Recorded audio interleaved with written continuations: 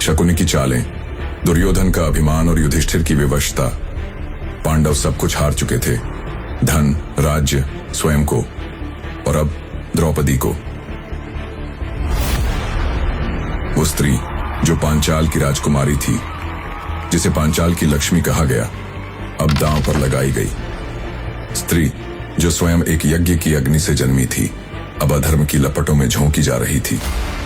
वो स्त्री सभा में खींचकर लाई गई, असहाय, अकेली और अपमानित। धर्म सभा में जब धर्म को घसीटा गया, कुरुवंश की आत्मा कांप उठी। ये धर्म की सभा है या अधर्म का रंगमंच? द्रौपदी ने पूछा। जो स्वयं दांव पर लग चुके हों, क्या उन्हें अधिकार है मुझे हारने का? गुरुदेव, आपने अर्जुन को ब्रह्मास्त्र सिखाया, क्या आपने उसे चुप रहना भी सिखाया जब स्त्री का अपमान हो? विदुर जी, आप नीति के मर्मज्ञ हैं।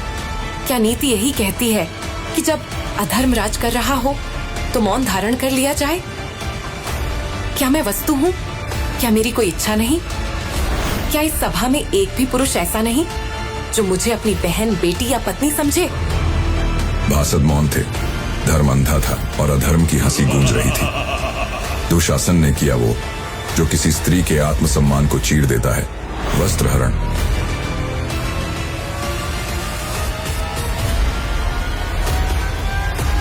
जहां सारे पुरुष मौन थे, वहां एक देवता ने स्त्री की रक्षा की। द्रौपदी ने पुकारा, हे कृष्ण, कृष्ण, कृष्ण, कृष्ण।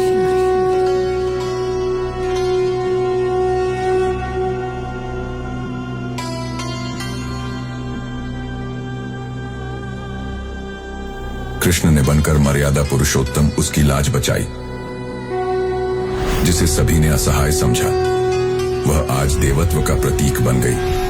वो वस्त्र नहीं थे, वो न्याय की दीवार थी। उस दिन सिर्फ द्रौपदी का नहीं, धर्म का वस्त्रहरण हुआ। उस दिन पांडवों की प्रतिज्ञा जन्मी। उस दिन कुरुक्षेत्र का बीज बोया गया। मैं प्रतिज्ञा करता हूँ, दुशासन का रक्त पीऊंगा, उसकी छाती चीर दूंगा। ये अपमान अब युद्ध मांगेगा। मैं पांचाल की पुत्री द्रौपदी प्रतिज्ञा करती हूँ, जब तक दुशासन का रक्त मेरे केश नहीं सींचेगा और भीम का गदा दुर्योधन की छाती नहीं तोड़ेगा, तब तक न मैं केश बांधूंगी न सादा वस्त्र त्यागूंगी। अपमान का प्रतिशोध ही अब मेरा धर्म है और धर्म का युद्ध अवश्य होगा।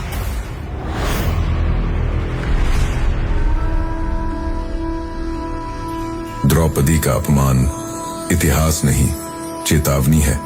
जहां स्त्री की लाज नहीं बचाई जाती, वहां धर्म नहीं टिकता। पर जहां कृष्ण होते हैं, वहां न्याय कभी पराजित नहीं होता। क्योंकि जब अधर्म बढ़ता है, तब कृष्ण स्वयं उतरते हैं धर्म की रक्षा के लिए।